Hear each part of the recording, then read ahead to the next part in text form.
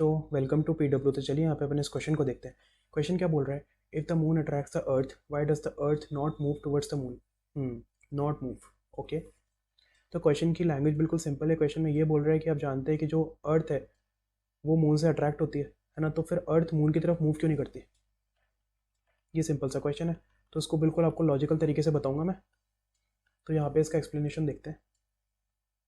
ये मान लो अर्थ है और ये मून है, ठीक है। इसको मैं एम ई से डिनोट कर रहा हूँ और इसको मैं से डिनोट कर रहा हूँ। इनके बीच में मान लो डिस्टेंस डी है, और डिस्टेंस आपको पता है कि हमेशा सेंटर से मेजर होती है। ये जो डिस्टेंस है ये मान लो डी है। तो यहाँ पे मेरे को फोर्स का एक्सप्रेशन बता दो एक बार। फोर्स का एक्सप्रेशन क्या हो जाएगा, it will be equals to G M E M M upon D square.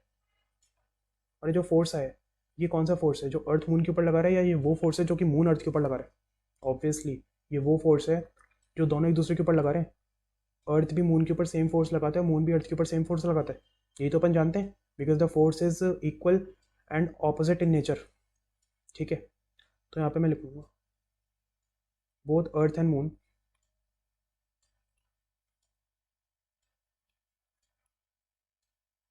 Applies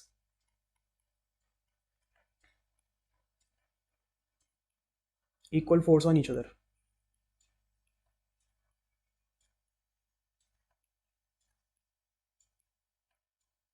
ठीक है, यहाँ पे ना एक बार एक्सेलरेशन निकालते हैं इनका।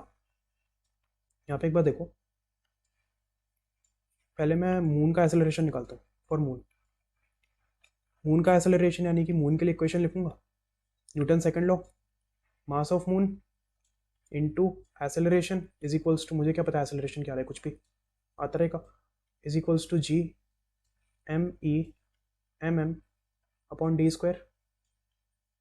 न्यूटन सेकंड लॉ लगाया, इससे ज़्यादा मैंने कुछ भी नहीं लिखा यहाँ पे, है ना। तो यहाँ पे मेरे को कुछ कैंसिल होता हुआ दिख रहा है, यहाँ से और कैंसिल हो गया।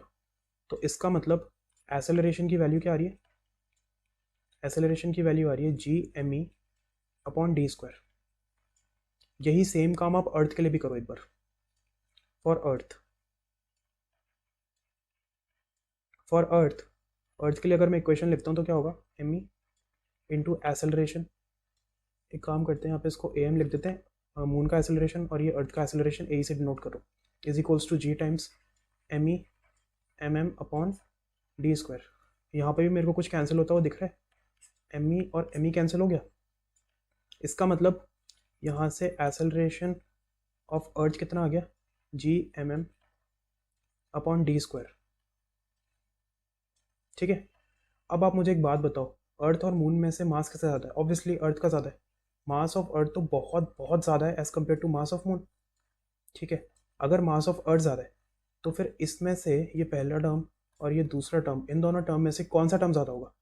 Obviously G M E upon D square will be much larger as compare to G M upon D square. इसका मतलब acceleration of moon will be very large as compare to acceleration of earth. सब कुछ logical चल रहा है, ठीक है। और जब मून का एसेलरेशन ज़्यादा है तो मून की टेंडेंसी ज़्यादा तेज़ी के साथ जाने की होगी ना अर्थ की तरफ, कि अर्थ की टेंडेंसी मून की तरफ ज़्यादा तेज़ी से होगी। ऑब्वियसली मून की टेंडेंसी अर्थ की तरफ ज़्यादा तेज़ी से जाने की होगी। सो दैट इज़ वाई इसका आंसर मैंने आई थिंक आपको बता दिया, why does the earth not move towards the moon.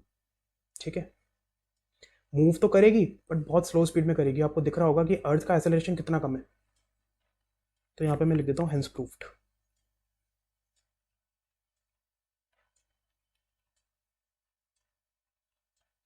ठीक है, लॉजिकल तरीके से समझाने की कोशिश करिए। I hope the question is clear. Thank you guys.